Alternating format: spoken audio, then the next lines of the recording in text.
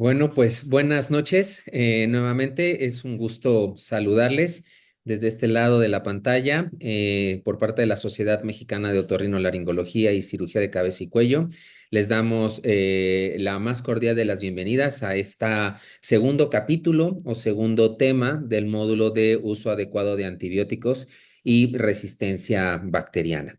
En un momento, cederé la palabra al doctor Sergio Careta Barradas, quien es el coordinador del módulo, para que nos haga favor de presentar al ponente del día de hoy, que es alguien a quien le aprecio mucho y le agradezco la oportunidad de trabajar juntos y de que nos presente este tema que va a ser muy interesante para todos ustedes.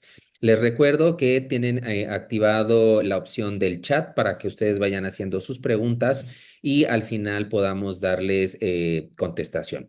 Así que pues bueno, nuevamente bienvenidos, espero que disfruten mucho esta charla y cedo el micrófono al doctor Sergio Careta para que nos haga favor de coordinar esta sesión.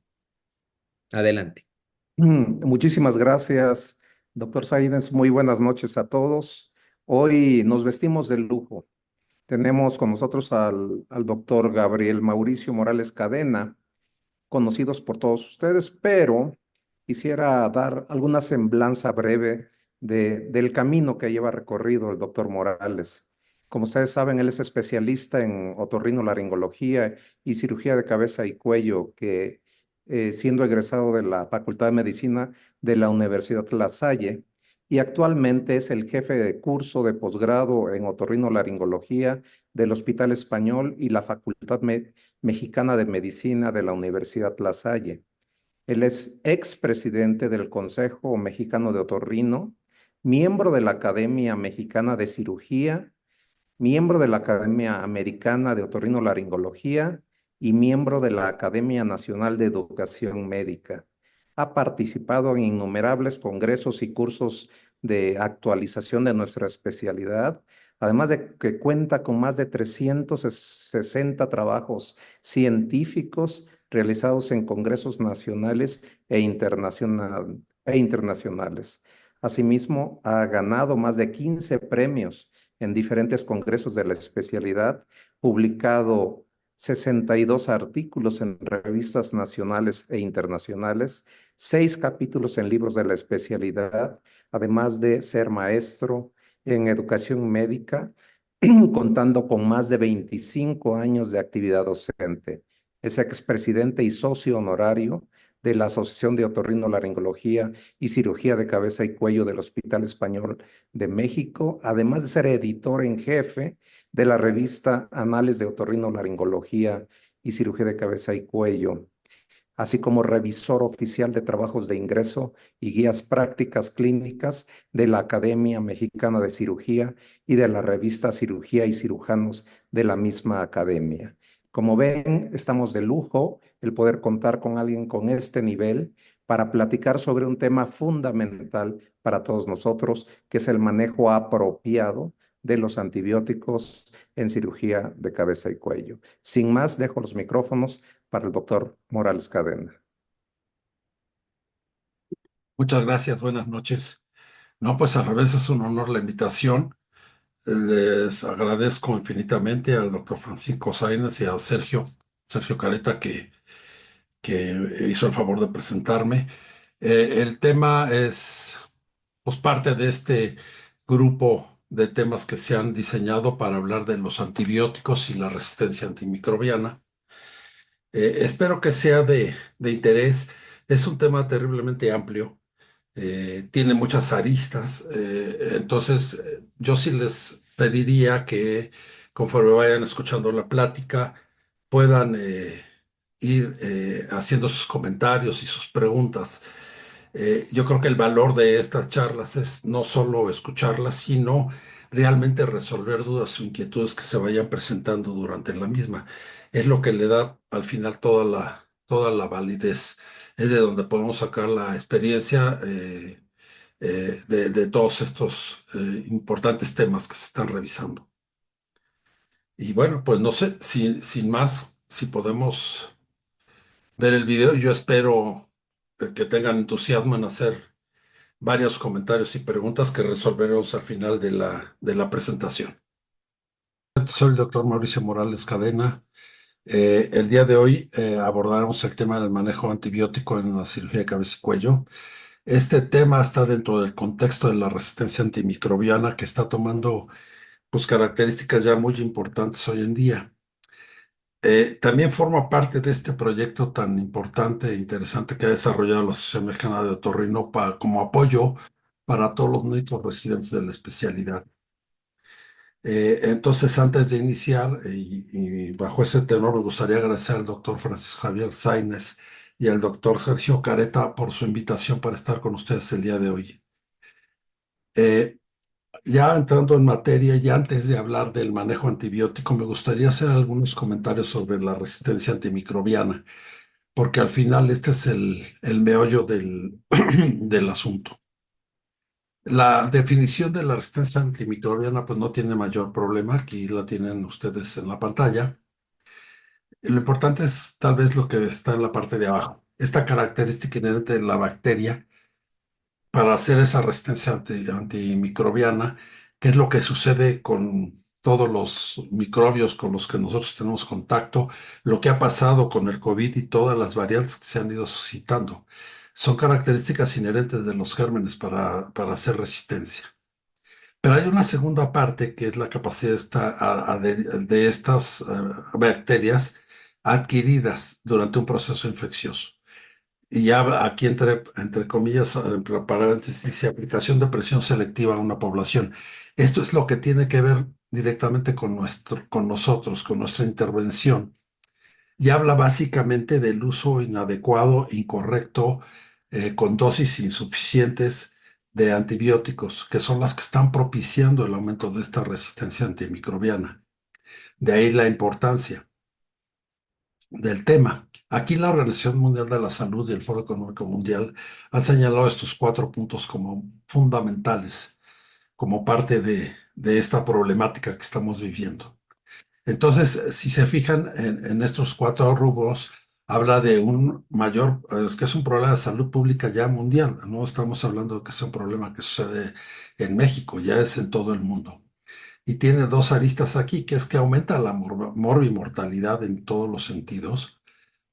Y este aumento de la morbimortalidad de los pacientes aumenta los costos en la atención de salud.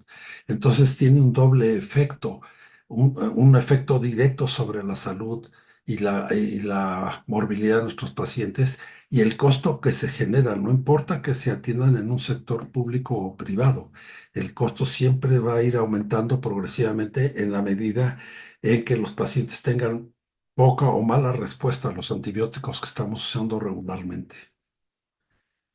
He aquí entonces este lema, dice, ninguna acción hoy, ninguna cura mañana.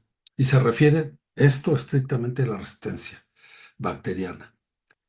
Y nos dan datos reveladores que nos dicen que ocasionará 10 millones de muertes para el año 2050 y una reducción del 2 al 5% del Producto Interno Bruto. Como ven, hay una relación directa entre esta resistencia antimicrobiana, los problemas de salud que nosotros como médicos vamos a enfrentar y los problemas económicos que como países se enfrentan, porque debilita todo el sistema o todo el esquema de salud en su conjunto.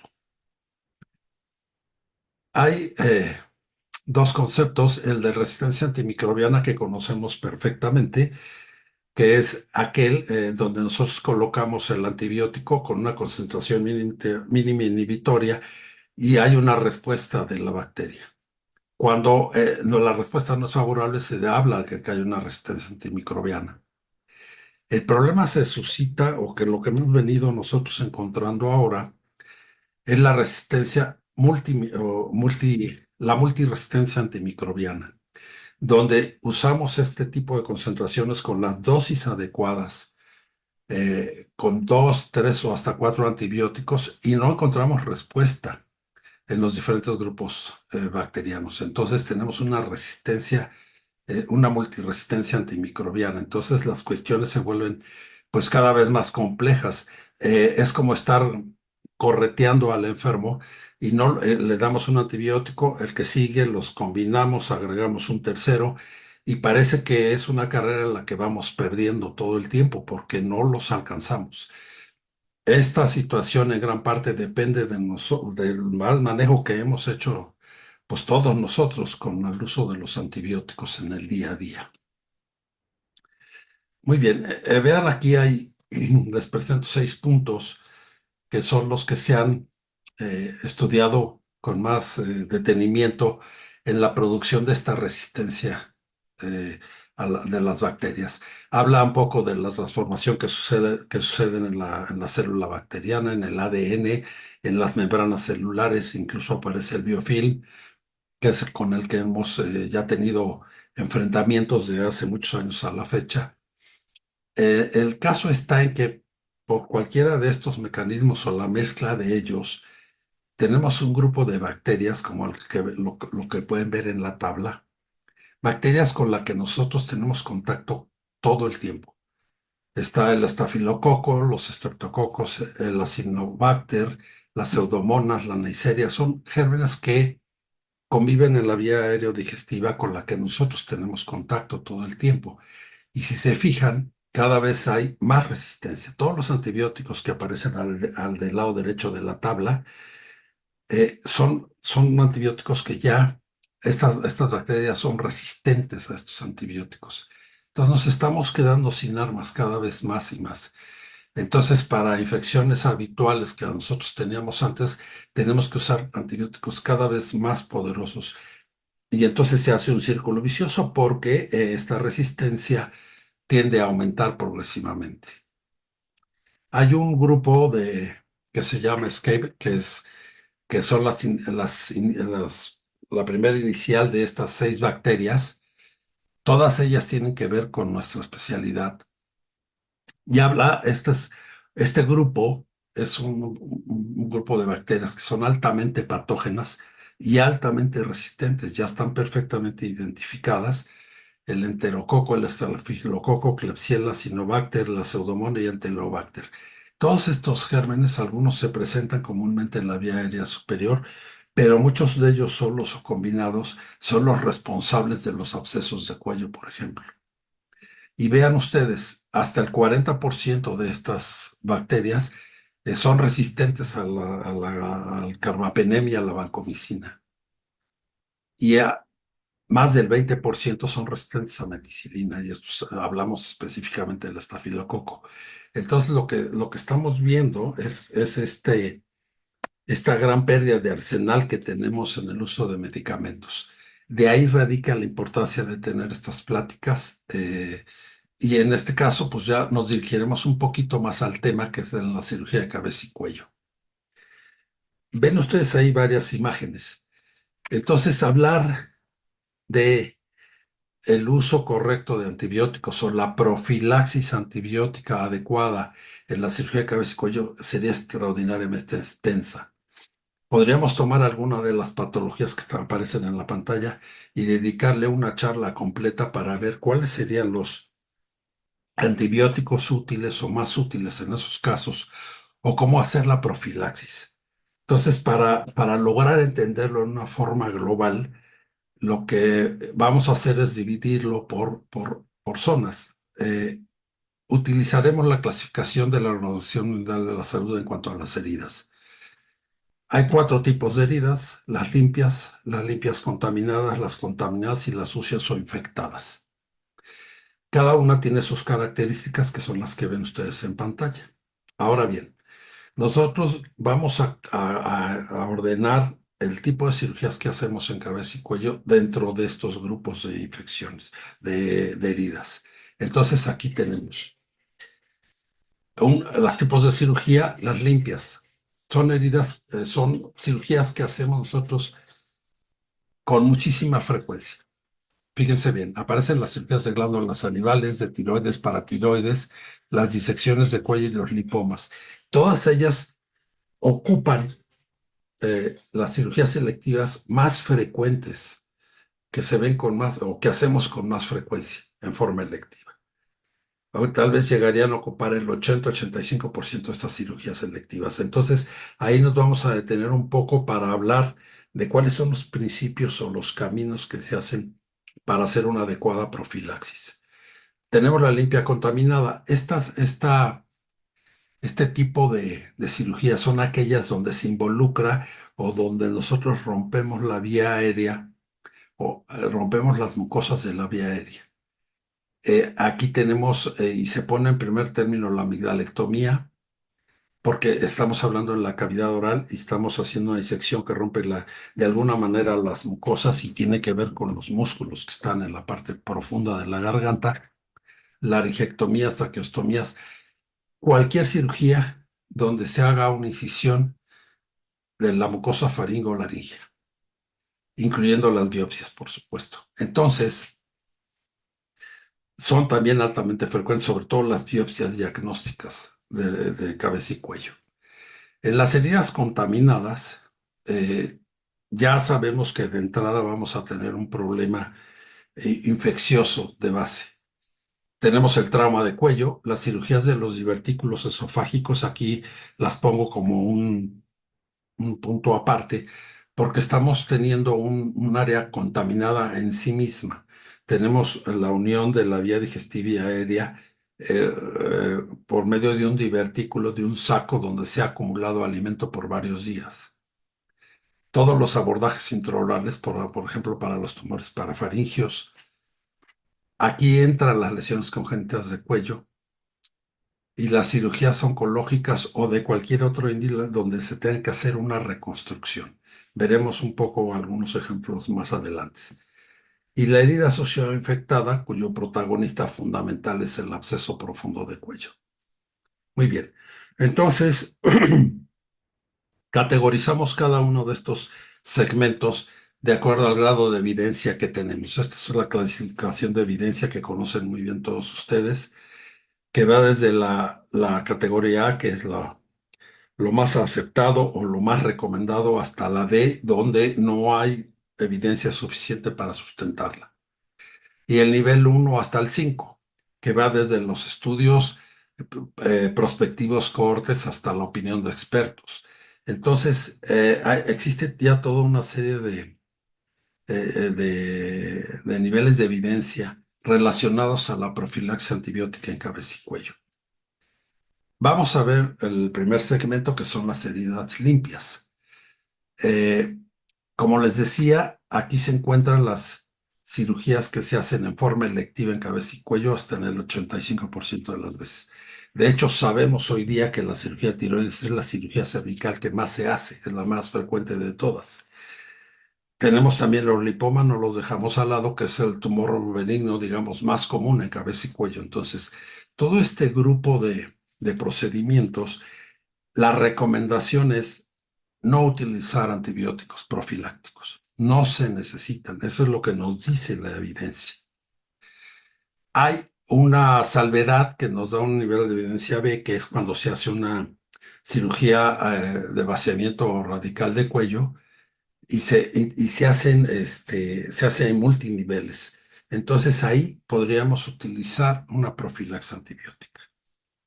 Ahora bien, si por alguna razón el tipo de procedimiento que estamos haciendo, aunque sabemos que no necesitamos usar antibiótico porque no es recomendado, vamos a utilizar un antibiótico, la evidencia nos dice que si ese es el caso, usemos una cefalosporina de primera generación.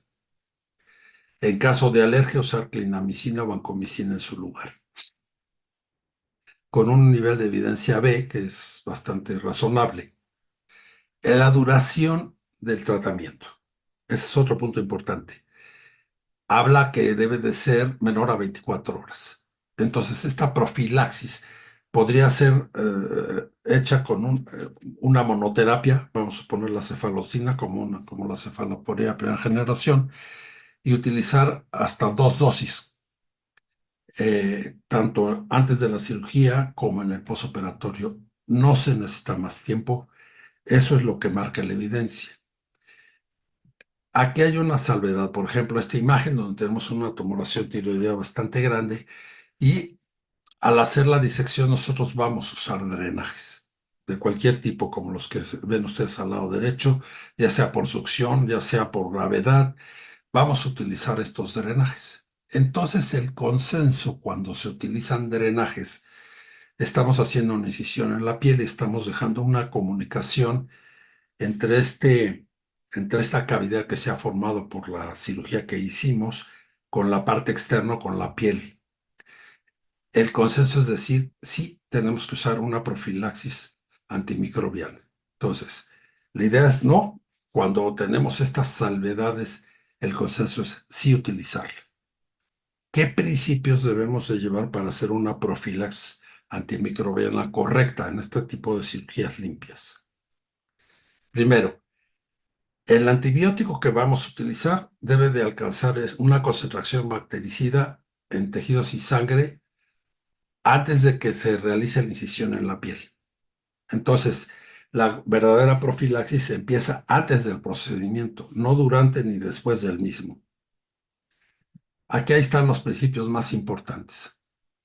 Se debe de hacer una dosis única. La evidencia nos dice, vamos a usar una dosis única del antibiótico 15 a 45 minutos antes de realizar la incisión en piel. Y la vida media del antibiótico que estamos utilizando debe de cubrir el tiempo quirúrgico. Entonces, si estamos en esos parámetros, estamos haciendo una profilaxis correcta y adecuada. El punto 2. Si se prolonga el tiempo quirúrgico por la razón que ustedes quieran, se hace mayor tiempo o la cirugía se ha prolongado porque hay una pérdida hemática importante, háblese 1 o 2 litros en adultos o adolescentes o de 20 a 25 litros por kilo en niños. La evidencia nos dice que se debe hacer una segunda dosis del antibiótico en un tiempo no mayor a 2 veces la vida media del fármaco. Esto significa en la cefazolina a las 4 horas y en la clindamicina a las 8 horas. Muy bien. Luego tenemos este tercer punto que me parece muy importante, que es la dosis elevada inicial. Tal vez en el pensamiento de muchos estaría decir, bueno, vamos a usar solamente una dosis de antibiótico y al enfermo por el tipo de antibiótico que estamos usando le toca 1 gramo. Pero como va a ser una, le vamos a poner 3. Total, así funciona mejor. Graso error, eso no debe ser. Si la dosis va a ser única o se va a repetir solo una vez más, o sea, no va a rebasar las 24 horas, se debe de usar la dosis que le corresponde al adulto o al enfermo que estamos tratando. El usar superdosis es un error que nos lleva a mayor resistencia antimicrobiana. Y el cuarto punto es la profilaxis se suspenderá antes de las 24 horas tras terminar el procedimiento. El consenso que se ha hecho sobre este tema demuestra que no hay beneficio en continuar el antibiótico 24, 48, hasta 5 días después del procedimiento. O sea, no hay ninguna diferencia. Lo que sí pudiéramos estar logrando nosotros al hacer esto es aumentar la resistencia a ese antibiótico. Aquí están los dos que se utilizan en estas heridas limpias que son los más frecuentes, que es la cefazolina o cualquier cefalosporina que ustedes quieran de primera generación, y como alternativa la vancomicina o la clindamicina.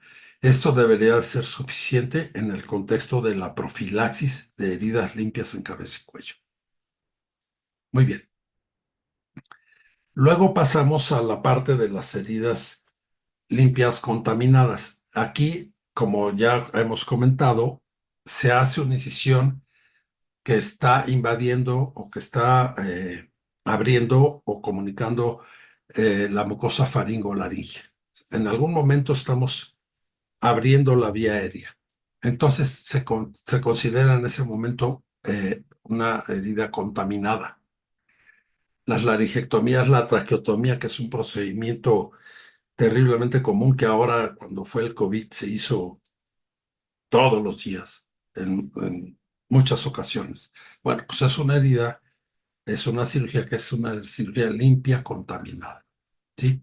El grado de recomendación aquí es utilizar, fíjese cómo a diferencia de la herida solo limpia, en la limpia contaminada la recomendación es sí usar, un alto grado de recomendación es sí usar un antibiótico profiláctico, a diferencia de la limpia donde la recomendación es no utilizarlo. Se pone como una recomendación baja en el caso solo de amidalectomía.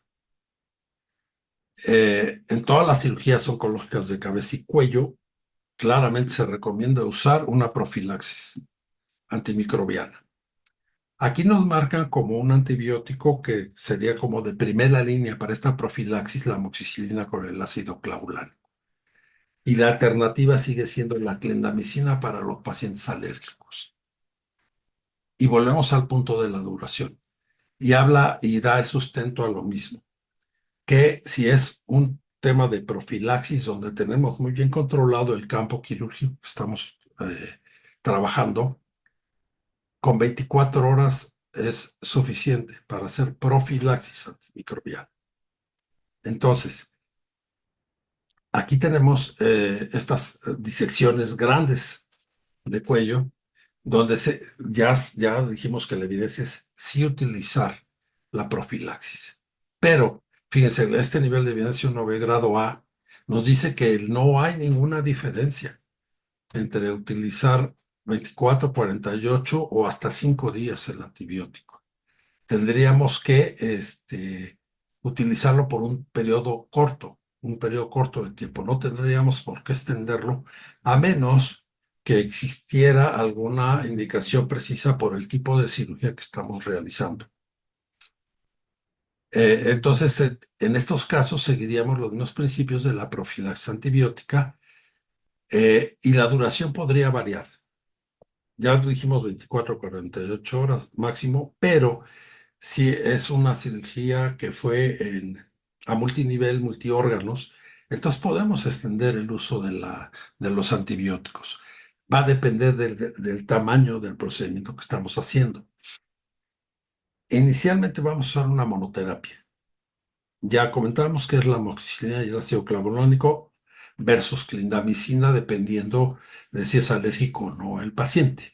Esto podría cambiar, como les comento, por el tipo de cirugía que estamos desarrollando, si hubo demasiada pérdida hemática, si violamos extensamente los espacios faringomucosos, entonces sí conviene extender el tratamiento antibiótico. Vean ustedes, estas revisiones sistémicas, estos de metaanálisis que estamos viendo aquí, nos dice que no hay ninguna diferencia entre usar el tratamiento entre 1 y 5 días. O sea, no tenemos ese beneficio en el extender el tratamiento antibiótico. No tendríamos por qué hacerlo. Y hay un dato interesante aquí. El uso de profilaxis reduce el número de infecciones de heridas quirúrgicas. Por lo tanto, los costos si están hospitalarios. Entonces, de repente, aquí, y estamos hablando, acuérdense, de heridas que son potencialmente contaminadas. Vemos esta diferencia que está marcada aquí un poquito en color más claro, anaranjado tal vez. Vean el costo. Cuando no se utiliza ninguna profilaxis, contra el costo cuando se utiliza una profilaxis, estamos hablando de una cefalosporina de primera generación. La diferencia en el costo de hospitalización es enorme, es más del doble. Entonces, son cosas que tenemos que tener en cuenta. Este tipo de conceptos, sí, son específicamente válidos en la cirugía oncológica de cabeza y cuello. Esto es mucho ojo. Estamos hablando de que vamos a usar un antibiótico, tal vez la amoxicilina, la clindamicina, por un periodo de 24 a 48 horas y nos debe de ser suficiente. Pero es una cirugía oncológica extensa que después requerirá reconstrucciones. Cambia el panorama, porque si no hacemos una buena cobertura de ese enfermo, lo que vamos a lograr es que haya una gran infección y entonces el problema se complique. Por eso este concepto es particularmente cierto en cirugías oncológicas de cabeza y cuello. Tal vez esta es como la excepción de estas reglas que hemos venido mencionando. Tenemos un paciente oncológico, generalmente trae comorbilidades asociadas, prácticamente todos ellos tienen algún tipo de comorbilidad, una o varias comorbilidades asociadas. Entonces los hace lábiles a las infecciones. Esto nos va a complicar la evolución, nos va a hacer, incluso puede hacernos fracasar el procedimiento y al final va a aumentar considerablemente los costos de atención de los pacientes. Entonces, mucho ojo, la excepción a la regla, siempre hay excepciones a la regla, y aquí es la cirugía oncológica en cabeza y cuello. Muy bien. En el tercer rubro tenemos las heridas contaminadas. Básicamente estas heridas, también que se ven con pues, relativa frecuencia, es el trauma penetrante de cuello, que pues al ser un trauma penetrante que atraviesa la piel cervical, ya de entrada se considera contaminada. Ya comentábamos de la cirugía de divertículos esofágicos, abordajes intraorales, las lesiones congénitas y la cirugía oncológica que requiera reconstrucción o cualquier procedimiento en el área de cabeza y cuello que ocupe una reconstrucción. Entonces, vean ustedes aquí. Esta es un trauma penetrante de cuello. Lo que ustedes están viendo aquí es un cristal que se incrustó en este enfermo. Este es el área de entrada del cristal y esta es la longitud que abarcó. Lo que nosotros tuvimos que hacer es una disección con el rescate de toda el área vascular del cuello para que a la hora de hacer la extracción del cuerpo extraño, que es este que ven aquí, no tuviéramos una emergencia vascular. Vean, vean, salió, es inmensamente grande. Vean. No, bueno. Sí, entonces pues parece un arma esta cosa, ¿no? Entonces, de alguna manera, todos estos traumas penetrantes, pues son contaminados y tendríamos que usar antibióticos. Aquí hay una tabla nada más para recordar los cefalosporinos de primera generación. En este tipo de heridas penetrantes o trauma de cuello, el usar una cefalosporina de primera generación o clindamicina suele ser suficiente, pero también tiene la reserva de ver que no se haya complicado ese procedimiento, no se haya extendido más allá de lo que lo planeamos. Por otro lado, tenemos las lesiones congénitas de cuello. ¿Por qué estas entran en este rubro? Porque ambas, las dos más comunes a las que nos enfrentamos, que es el quiste tirogloso y los quistes braquiales, tienen una fístula que va a la vía respiratoria. Entonces esa fístula está en comunicación, nos forma un saco que está en comunicación con la vía aérea permanentemente. Sabemos y tenemos conocimiento de que la clínica de estos enfermos es tener este aumento de volumen en estos quistes, en estos sacos que se han formado asociados a infecciones respiratorias. Entonces, un principio fundamental en estos enfermos para su manejo es haber dado un tratamiento correcto y adecuado en cualquier infección que se haya presentado recientemente o en los últimos 30 días. Entonces, muy importante. Sabemos que la comunicación existe, pero tendríamos que llevar a ese paciente al quirófano en las condiciones más adecuadas u óptimas. Entonces, tenemos que tener ese control previo de la infección. Ya que vamos al procedimiento, vamos a usar la profilaxis antibiótica. Inicialmente vamos a usar monoterapia, una cefalosporina, vuelve a ser la primera opción, una cefalosporina de primera generación, y como clindamicina como la opción de la alergia. Fíjense cómo un antibiótico que tiene un espectro no tan amplio nos es suficiente para la mayoría de los casos que hemos estado revisando. No necesitamos usar unas bombas de antibióticos o superdosis o muchísimo tiempo de ellos para tener un control adecuado en estos pacientes. Entonces, con esto en estos casos es suficiente. Si es necesaria y es contaminada, ya les decía, porque vamos a resecar un quiste, un saco, que ha tenido infecciones recurrentes como este quiste tiroidoso que estamos viendo en pantalla. Aquí ya se está seccionando el yoides como parte de la técnica de Sistrum para retirarlo completamente. Este saco que estamos retirando, si sale completo, como sucede, por ejemplo, en este caso, de un quiste de segundo arco braquial, que es enorme, véanlo, si nosotros logramos sacar estos quistes, estos sacos en forma completa, esta profilaxis es suficiente. Puede haber un problema si en el momento del procedimiento se abren estos sacos, porque había habido infecciones recurrentes y tenemos una contaminación que ya no va del saco a la vía aérea, sino ya es el saco que se ha roto y que va a contaminarnos el campo quirúrgico a nivel cervical. Entonces, en esos casos, se justifica el ampliar el uso del antibiótico en la vigilancia de estos pacientes, usarlos, sí usarlo o extenderlo por el tiempo, no solo la dosis de las 24 horas como lo hemos venido comentando. Entonces, esa es la excepción en este tipo de enfermos. Muy bien. Ya hablábamos de los divertículos esofágicos, que hay varios tipos, ya los hemos comentado, ¿sí? Aquí sucede lo mismo. Estos enfermos que tienen el divertículo muchas veces tienen cuadros infecciosos agudos, activos, y en esos momentos claramente no es prudente hacer la cirugía. Se le debe de dar tratamiento al enfermo y por lo menos debemos de tener evidencia de que en un periodo de 15 días o más no ha tenido un cuadro infeccioso activo en la zona del divertículo. Va a haber una comunicación a la vía aerodigestiva, eso no lo vamos a poder evitar, sucede como con las lesiones congénitas, pero sí podemos preparar al enfermo para que vaya en mejores condiciones a la cirugía.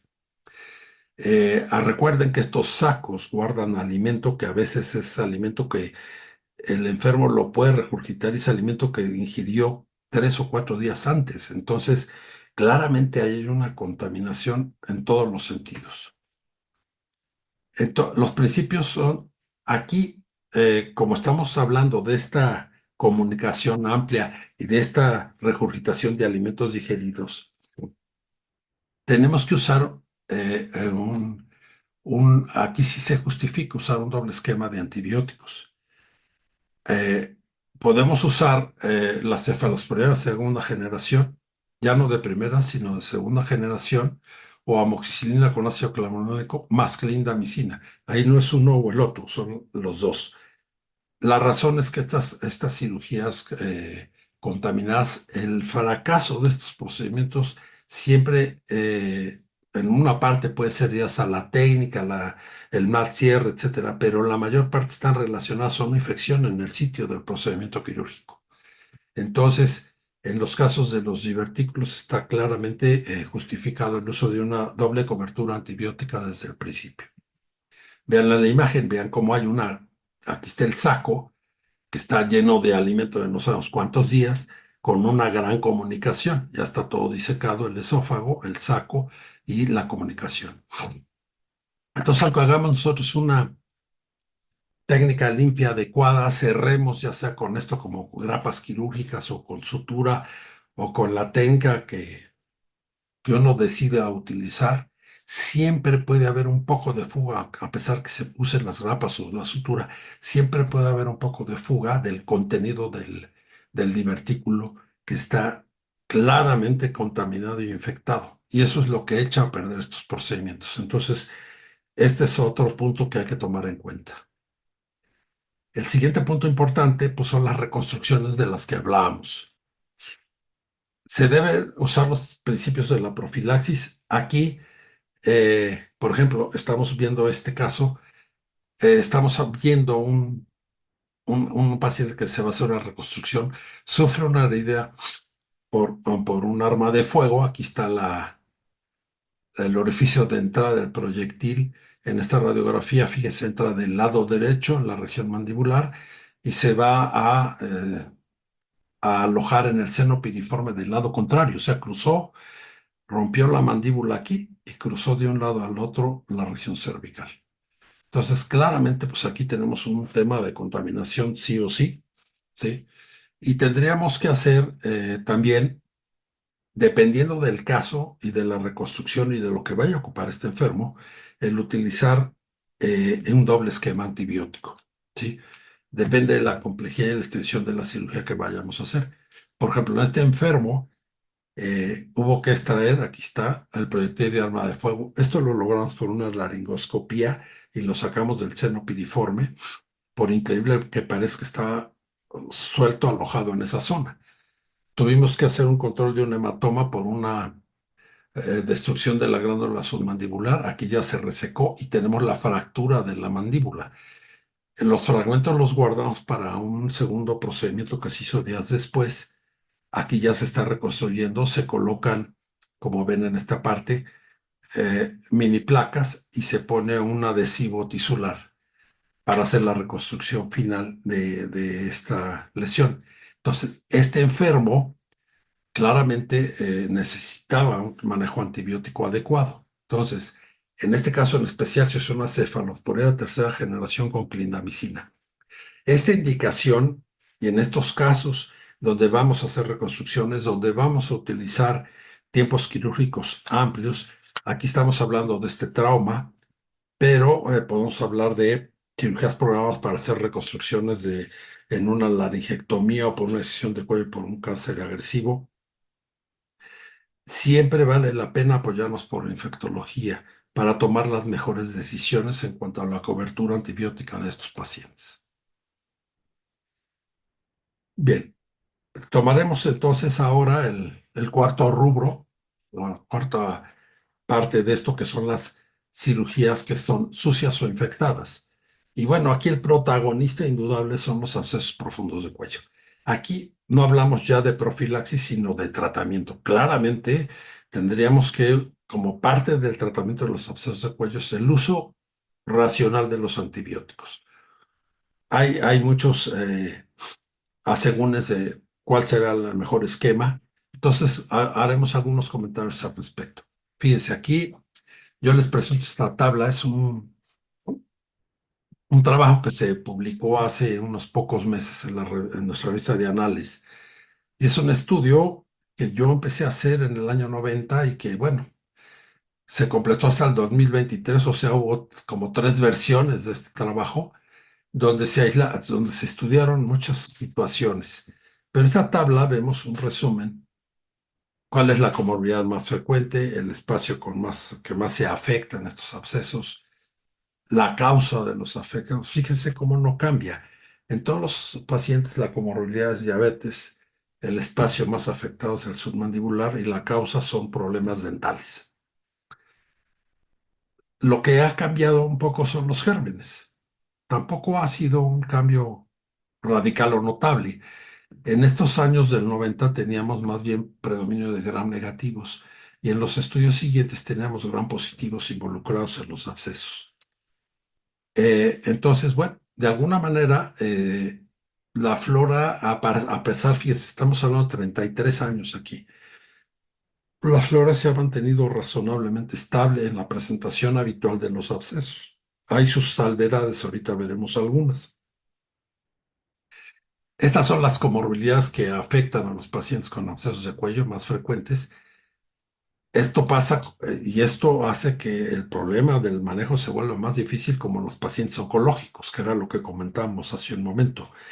La asociación de la patología de base con las comorbilidades provoca que el manejo del enfermo sea más difícil cada vez y que se tenga que escalar el uso de los medicamentos para lograr resultados adecuados.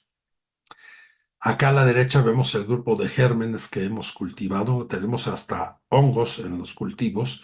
Ha habido pacientes con cándida en más de una ocasión en los abscesos que hemos revisado. Aparte de, fíjense los gérmenes que vemos, el estafilococo, el estreptococo, la pseudomonas, la klebsiella. Sí, estas bacterias que forman ya parte de estos supergérmenes resistentes que acabamos de revisar, en que la resistencia antimicrobiana ya es muy elevada. Entonces aquí tenemos necesariamente que iniciar un tratamiento antibiótico y tenemos que tener cultivos forzosamente, ¿sí? Vean, en los abscesos sabemos que el manejo quirúrgico prácticamente en todos los casos en los abscesos es un manejo quirúrgico, con mucho cuidado de la vía aérea. Y siempre vamos a tener una flora mixta. En esta tabla ven por aquí los aerobios y los anaerobios. Siempre están combinados. Tenemos gram positivos, gram negativos y anaerobios. Siempre hay uno u otro o dos o más involucrados en el mismo paciente en el absceso. Entonces es una flora mixta. Nosotros de primera instancia siempre usamos una cefalosporina de tercera generación más clindamicina o metronidazol. Es fundamental, por lo que les acaba de comentar, el tomar cultivos y apoyarnos en infectología para ir ajustando el antibiótico, usar el antibiótico correcto por este alto índice de resistencia que tenemos ya en los gérmenes, que como vemos no han cambiado con el tiempo, son las mismas bacterias, pero súper resistentes. Entonces necesitamos esa ayuda de infectología en todos los casos. Recuérdense que en estos pacientes y en muchos casos que resolvemos nosotros en cirugía de cabeza y cuello, debe ser un trabajo multidisciplinario, no estamos peleados con nuestras especialidades, nos debemos de apoyar en todos los casos para tener mucho mejor resultado. El uso de los antibióticos no es la excepción. O sea, se puede hacer ese trabajo multidisciplinario para reconstrucciones, para muchas cosas, pero una de las cosas fundamentales es el manejo médico del enfermo, que incluye el uso correcto de los antibióticos, las dosis y el tiempo adecuado. Vean, este caso, por ejemplo, aquí hay una fasciitis necrotizante horripilante. Tuvimos que hacer una debilidación del tejido. Evidentemente perdió toda la zona de la piel. Como pueden ver aquí, hay una pérdida cutánea terrible con una secreción de todo. En esta enferma se cultivó, dentro de las varias bacterias que tuvo, había cándida, ¿sí? Tuvimos que hacer la debridación, utilizar el BAC, como ven aquí. Se hizo el recambio 4 veces del BAC en un espacio de más o menos 2 semanas y media, hasta que logramos tener un tejido saludable que pudiera ser receptor de un injerto libre como este, que fue de pared abdominal para reconstruir el defecto cervical. Entonces, esta enferma se manejó con un triple esquema de antibióticos más un antifúngico. El esquema de medicamentos lo llevó infectología. Nosotros nos convertimos meramente en espectadores en ese sentido. Y creo que eso es lo correcto. Así deberían de ser o hacerse las cosas. Este otro caso es una paciente con una fasciitis descendente terrible, ¿sí? Que empieza con un problema en la vía aérea superior, un absceso parafaringio que curiosamente es del lado izquierdo y hace una fasciitis descendente del lado derecho, ¿sí? Que la puso en un estado de gravedad terrible porque esta infección bajó al cuello, al mediastino, a la parte anterior del tórax y al brazo derecho. Entonces, bueno, hubo que hacer un procedimiento. Claramente había que drenar toda esa secreción. Vean ahí el chocolate. De ahí se toman todos los cultivos que van a utilizar los infectólogos para apoyarnos. Siempre se empieza con ese doble esquema que comentamos. Se tiene que debilitar todo el tejido muerto. Eso es fundamental en el tratamiento de estos enfermos. Si dejamos ese tejido, va a fracasar completamente el tratamiento. Y bueno, el uso de estos sistemas de vacío que nos han venido a ayudar muchísimo en el tratamiento de estos pacientes para que por este sistema de vacío logremos hacer una recuperación mucho más rápida de los espacios y de la infección. Vean aquí, esto que ven que salta, ¿sí? Es el pericardio de esta enferma, ¿sí? Que esta paciente, como les decía, la infección fue al mediastino, el cirujano de tórax tuvo que decorticar los 2 pulmones y hacer pues ahora sí que la liberación del pericardio de la enferma que estaba totalmente llena de secreción. Estuvo esta enferma también manejada por oncología, perdón, por infectología, aparte de nosotros, cirugía de tórax, cirugía vascular, finalmente salió avante. Pero es lo que les digo, aquí tenemos que hacer un trabajo multidisciplinario en todos los sentidos. Muy bien. Ya para concluir, y aquí básicamente me concentro en dos conclusiones fundamentales. En las cirugías limpias contaminadas, que es donde me detuve un poco a ver cuáles son los principios de la profilaxis antibiótica, es muy importante seguirlos, seguir esos esquemas. Son sencillos, son fáciles de cumplir y dependen completamente de nosotros. Aquí no necesitamos situaciones externas. Son decisiones que vamos a tomar nosotros con nuestros pacientes en estas cirugías selectivas que suceden en más del 80-90% de los casos y que van a evitar que siga aumentando la resistencia antimicrobiana. Creo que esto es parte de nuestra responsabilidad como médicos, el tener en cuenta estos principios, llevarlos a cabo y colaborar un poquito con todo este problema ya mundial que se está suscitando con la resistencia a los antibióticos. La segunda conclusión va en relación ya a las cirugías contaminadas y sucias. Ahí sabemos que tenemos que usar antibióticos, pero entonces, ¿qué antibióticos vamos a usar?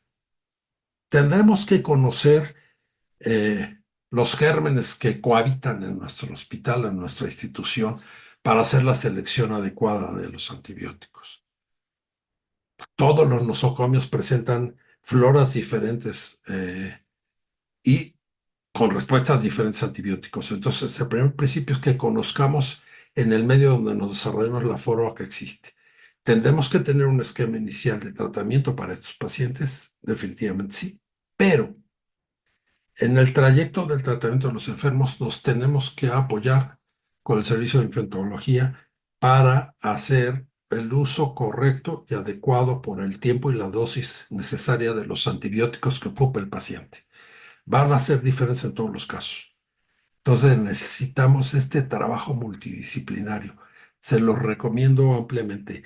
Es la manera, como les insisto, que podemos nosotros contribuir a disminuir esta epidemia que ahora se llama resistencia antimicrobiana. Bien, espero no haberlos aburrido. Yo con esto ya concluyo la presentación. Les agradezco a todos el favor de su atención. Gracias.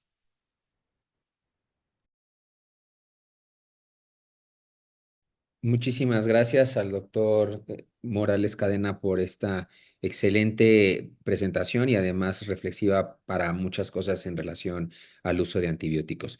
Voy a ceder el manejo de esta parte al doctor Sergio Careta, quien nos va a ayudar a coordinar la parte de preguntas y respuestas. Adelante, doc. Muchas gracias. Bien, creo que la conferencia fue muy precisa, muy concisa y seguramente nos llevaremos conceptos muy claros. Tenemos algunas preguntas para el doctor Morales. Empezamos con la primera. ¿Cuál es su recomendación para manejo profiláctico de antibióticos en pacientes inmunocomprometidos? Muy bien, muchas gracias. Pues creo que la profilaxis debe seguir los principios que comentamos, pero se debe de basar en el procedimiento que vayamos a realizar en este paciente. O sea, conocemos el programa de inmunosupresión, eh, claramente lo hace más susceptible a infecciones. Entonces me parece que la decisión se basa en el procedimiento que vamos a hacer, la extensión de ese procedimiento eh, es lo que nos va a dejar utilizar uno u otro antibiótico en estos casos. No sé si hablamos de algún procedimiento en particular. La pregunta fue abierta, yo creo que queda perfectamente contestada. Y la segunda viene más que una pregunta técnica, parece una pregunta muy válida que busca su experiencia y hace una pregunta respecto a cuál considera usted que es la mejor estrategia para convencer a los adscritos en seguir estos protocolos, dado que la mayor parte de los que están escuchando, por lo que veo, son residentes. Entonces hay esa inquietud ¿cuál en su experiencia personal podría ser una buena estrategia? Porque hay mucho problema de prescripción rutinaria y casi como si fuera receta de cocina. Entonces preguntan su opinión sobre esto, cómo podrían abordarlo para obtener buenos resultados en este sentido. Gracias, muy interesante la pregunta. Pues en realidad creo que esta toma de decisiones depende de la conciencia de los médicos que están participando, ¿no?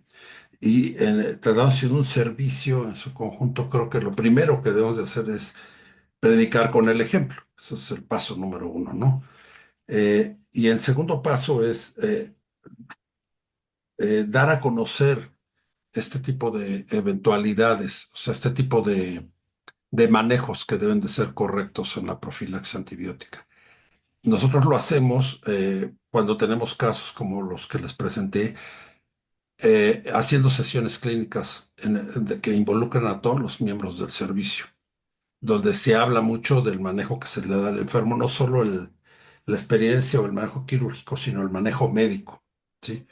Y hemos insistido una y otra vez, y lo hacemos con los residentes todo el tiempo, en que medicina actual ya no es la medicina del llanero solitario, ¿no? Del que yo hago todo, yo sé todo, yo puedo todo, sino de esta situación de siempre apoyarnos en las gentes expertas en cada área que estemos requiriendo para ese paciente particular. Entonces me parece que la insistencia y la recurrencia en la presentación de sesiones donde se involucren todos los escritos, donde se presenten este tipo de casos y se discutan ampliamente las situaciones de la terapia que requieren los pacientes, es lo que va a sensibilizar a todo un servicio o a todos los adscritos de un servicio para que lleven las pautas correctas. Perfecto.